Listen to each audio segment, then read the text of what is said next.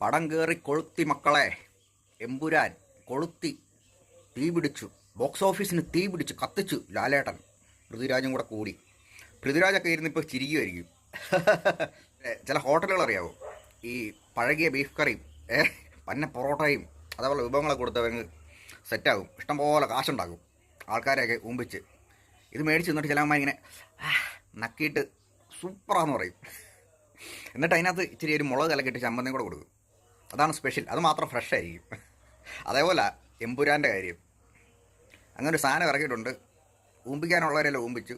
പഴയ സാധനം തന്നെ മേടിച്ച് നക്കിയിട്ട് ഇതിനകത്ത് ഇത്ര അഭിമാനിക്കാൻ തന്നെ ആയിരിക്കുന്നതെന്ന് എനിക്ക് മനസ്സിലാവാത്തത്.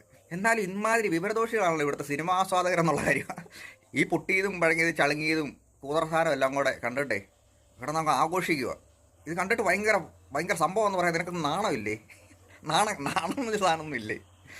പടം കയറി കൊളുത്തി മക്കളെ. എമ്പുരാൻ കൊളുത്തി, തീ പിടിച്ചു. ബോക്സ് ഓഫീസിന് തീ പിടിച്ചു, കത്തിച്ചു ലാലേട്ടൻ. പൃഥ്വിരാജും കൂടെ കൂടി. പൃഥ്വിരാജൊക്കെ ഇരുന്നിപ്പോൾ ചിരിക്കുമായിരിക്കും. ചില ഹോട്ടലുകൾ അറിയാവോ, ഈ പഴകിയ ബീഫ് കറിയും പന്ന പൊറോട്ടയും അതേപോലെ വിഭവങ്ങളൊക്കെ കൊടുത്തവങ്ങ് സെറ്റാകും. ഇഷ്ടംപോലെ കാശുണ്ടാകും ആൾക്കാരെയൊക്കെ ഊമ്പിച്ച്. ഇത് മേടിച്ച് നിന്നിട്ട് ചിലമ്മ ഇങ്ങനെ നക്കിയിട്ട് സൂപ്പറാന്ന് പറയും. എന്നിട്ട് അതിനകത്ത് ഇച്ചിരി ഒരു മുളക് കലക്കിയിട്ട് ചമ്മന്തിയും കൂടെ കൊടുക്കും.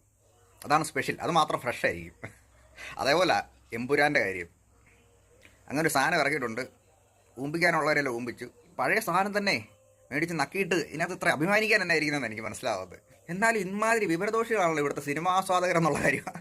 ഈ പൊട്ടിയതും പഴങ്ങിയതും ചളുങ്ങിയതും കൂതർസാരം എല്ലാം കൂടെ കണ്ടിട്ടേ ഇവിടെ നമുക്ക് ആഘോഷിക്കുക. ഇത് കണ്ടിട്ട് ഭയങ്കര ഭയങ്കര സംഭവം എന്ന് പറയാൻ നിനക്ക് നാണമില്ലേ?